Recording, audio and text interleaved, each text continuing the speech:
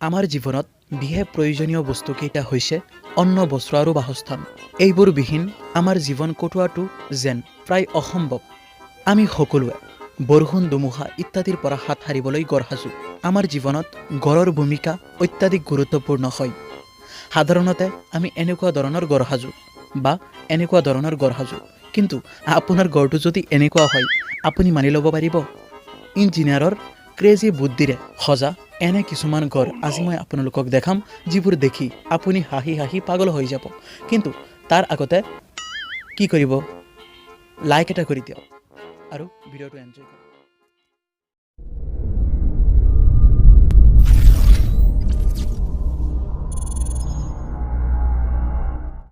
আপোনাক যদি মই কওঁ যে জোতাৰে আপুনি কি কৰে, আপুনি নিশ্চিতভাৱে উত্তৰ দিব যে পাগলৰ নিচিনা প্ৰশ্ন কৰি নাথাকিবি, কাৰণ জোতা আমি সকলোৱে পিন্ধো। কিন্তু আপোনাক যদি মই কওঁ যে জোতাৰ আকৃতিৰ গড় আছে, সেইটো জানো আপুনি মানি ল'ব?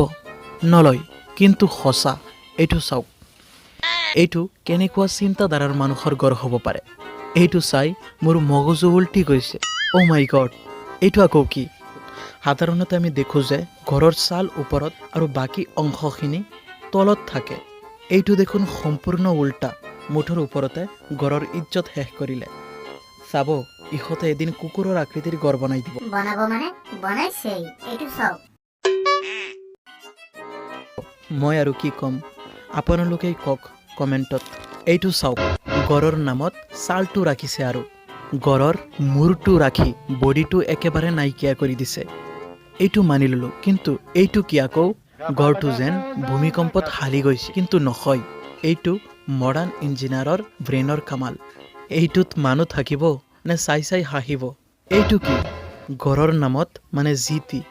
গড়টো ভাইব্ৰেট মাৰি আছে কিয়? এইবোৰ গড় ইহঁতে কি ভাবি বনাই ইহঁতেই জানে। আপুনি এইটো চাওক, মই চাহ খাই আহোঁ। কি মানে এইবোৰ বাকী ৰাখিব কিবা ইহঁতে? চাহৰ কেটলিৰ আকৃতিৰ গড় বনাই দিছে। চিন্তাধাৰাৰ উচ্চ শিখৰৰ বুদ্ধি খটাই এইবোৰ বনাই ইহঁতে।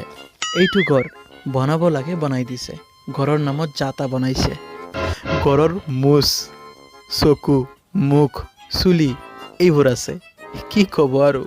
ভিডিঅ'টো যদি ভাল লাগিছে তেন্তে চেনেলটো ছাবস্ক্ৰাইব কৰিব। থেংকছ ফৰ ৱাটছিং দ্য ভিডিঅ'।